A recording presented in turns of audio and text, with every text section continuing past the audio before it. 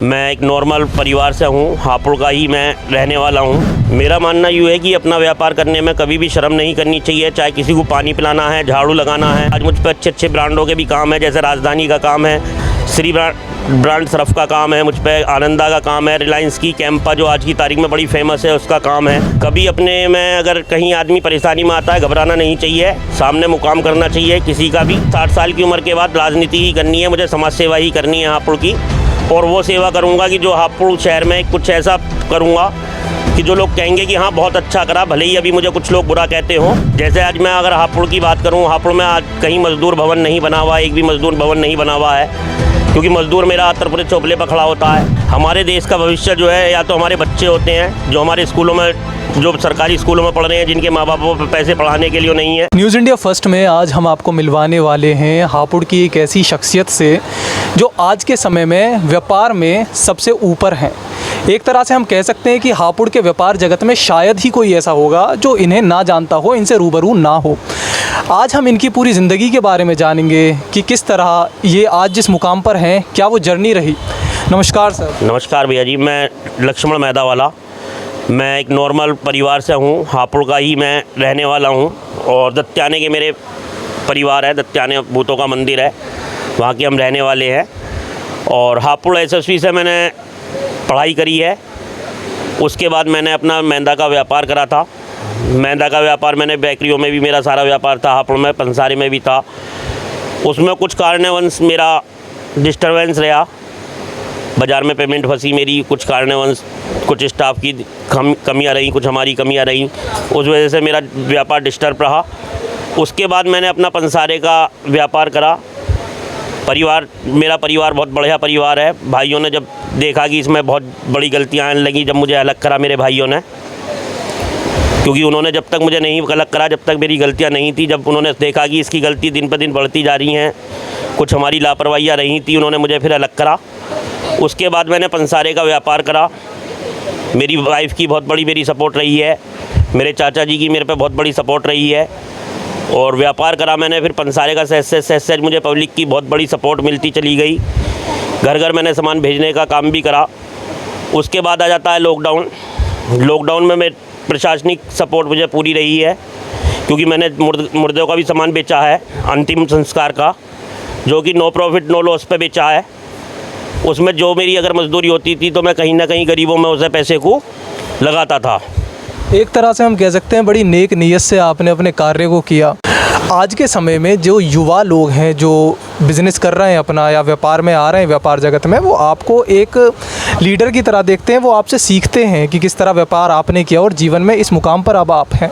तो जो नए युवा लोग इस व्यापार में आ रहे हैं, आप उनको क्या संदेश देना चाहेंगे? मेरा मानना यूँ है कि अपना व्यापार करने में कभी भी शर्म नहीं करनी चाहिए, चाहे किसी को पानी पिलाना है, झाड़ू लगाना है, अपने व्यापार में किसी भी तरह की शर्म नहीं करनी चाहिए। मार्केट मैं भी करता हूँ, और आज मुझ पर अच्छे अच्छे ब्रांडों के भी काम है, जैसे राजधानी का काम है, श्री ब्रांड सर्फ का काम है, मुझ पर आनंदा का काम है, रिलायंस की कैंपा जो आज की तारीख में बड़ी फेमस है उसका काम है। मुझे अपने काम में कोई शर्म नहीं आती, मैं पेटी रख कर भी दुकानदार को देकर अपने साथ चला जाता हूँ, क्योंकि मेरा मानना यूँ है कि अपने काम में किसी तरह की शर्म नहीं करनी चाहिए, भंगी बन के कमाना चाहिए और राजा बन के बैठना चाहिए। शर्म नहीं करनी चाहिए, क्योंकि अपना व्यापार है, अपने व्यापार में हमें सब कुछ करना पड़ता है, चाहे झाड़ू है, पोछा है, गायक को पानी पिलाना है, गायक को अच्छे से अगर हम बात करेंगे तो गायक हमसे इम्प्रेस रहेगा। जो कि आज की तारीख में हापुड़ के अंदर मैं मानता हूँ कि 70% आदमी मेरे नाम को भी जानता है, मुझे भी जानता है रूबरू, और मेरा बराबर कहीं ना कहीं इंटरव्यू भी चलता रहता है, कहीं ना कहीं मेरी वीडियो भी चलती रहती है। फेसबुक पे भी मुझे अच्छे व्यूज़ मिलते हैं। फेसबुक एक वीडियो को, एक हापुड़ के लिए एक सौभाग्य की बात है कि 96,000 व्यूज़ मिले थे एक वीडियो पे, मेरी अपनी पर्सनल उसमें है। एक न्यूज़ की वीडियो में मुझे 7 लाख व्यूज़ मिले हैं वीडियो पे मेरी। लोग मुझे पसंद भी करते हैं, 50-70% आदमी मुझे हापुड़ का पसंद करता है। आज के समय में जब हम देखते हैं कि आज आप स्थिरता से अपना कार्य कर पा रहे हैं, लेकिन एक ऐसा समय भी आपने बताया आपका था जब घाटे हो रहे थे, आपको एक कठिन दौर से गुजरना पड़ रहा था। तो जो लोग आज के समय में इस कठिन दौर से गुजर रहे हैं, आप उन्हें क्या सलाह देना चाहेंगे? कभी अपने में अगर कहीं आदमी परेशानी में आता है, घबराना नहीं चाहिए, सामने मुकाम करना चाहिए किसी का भी, क्योंकि घबराने से कहीं ना कहीं ज़िंदगी का समापन भी कर लेते हैं लोग। ज़िंदगी का समापन ना करके मुकाम से लड़ना चाहिए, परिस्थिति से लड़ना सीखना चाहिए, क्योंकि हमें जीवन भगवान ने ऐसा दिया है कि इस जीवन को हमें पता नहीं कितनी योनि के बाद में हमें मिलता है। इस जीवन से लड़ना सीखना चाहिए, क्योंकि जब हम इस जीवन से लड़ेंगे, जितना हम लड़ेंगे उतना हम निखरेंगे, उतनी ही हमारी निखार बनेगी। बिना लड़े हमें कोई कुछ नहीं कर सकता। व्यापार जगत में कहा जाता है कि ज़बान की बड़ी कीमत होती है। मार्केट में ज़बान बहुत बड़ी चीज़ बताई जाती है, इसके बारे में आपके क्या विचार हैं?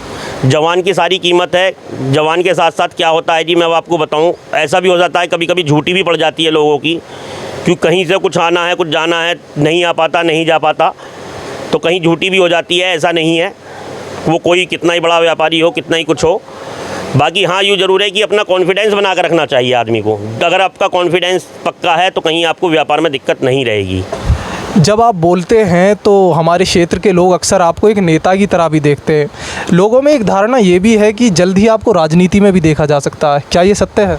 बिल्कुल सत्य है। 60 साल की उम्र के बाद राजनीति ही करनी है, मुझे समाज सेवा ही करनी है हापुड़ की। और वो सेवा करूँगा कि जो हापुड़ शहर में कुछ ऐसा करूँगा कि जो लोग कहेंगे कि हाँ बहुत अच्छा करा, भले ही अभी मुझे कुछ लोग बुरा कहते हों। बाकी उन बुराइयों को ख़त्म करने के लिए सहज मैं प्रयास कर रहा हूँ। बाकी हापुड़ शहर के लिए कुछ ना कुछ 60 साल की उम्र के बाद ऐसा करूँगा कि जो हापुड़ शहर मुझे एक अलग नाम से पहचानेगा। लोग आपको आज भी पहचानते हैं क्योंकि आप जिस तरह से जिन दामों पर ब्रांड की चीज़ें भी प्रोवाइड करवा पा रहे हैं और साफ़ सुथरी चीज़ों को हमारी जनता के बीच ला रहे हैं, वो भी खुद में एक बहुत बड़ी बात है। हम जानना चाहेंगे कि एक राजनेता के रूप में जब आप उतरेंगे तो आप क्या चीज़ें हैं जो आज के दौर पर देख रहे हैं जो राजनेता नहीं कर पा रहे हैं और उन्हें करनी चाहिए? जैसे आज मैं अगर हापुड़ की बात करूं, हापुड़ में आज कहीं मज़दूर भवन नहीं बना हुआ है, एक भी मज़दूर भवन नहीं बना हुआ है, क्योंकि मज़दूर मेरा अतरपुरे चौपले पर खड़ा होता है। अगर मज़दूर अतरपुरे चौपले पर खड़ा है तो हमारी बहन बेटियों को भी दिक्कत पड़ती है उससे। मज़दूर भवन नहीं बना पाए कोई भी।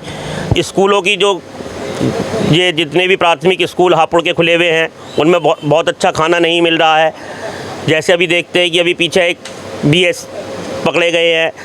शिक्षा विभाग में कहीं भी किसी भी तरह का उत्पीड़न ही हो रहा है, शिक्षकों का भी खाना सही नहीं मिल रहा, बच्चों को वो नहीं मिल रहा, अधिकारी सब उत्पीड़न में हैं। तो उत्पीड़न वाला काम वो सबसे बड़ा गलत होता है जी।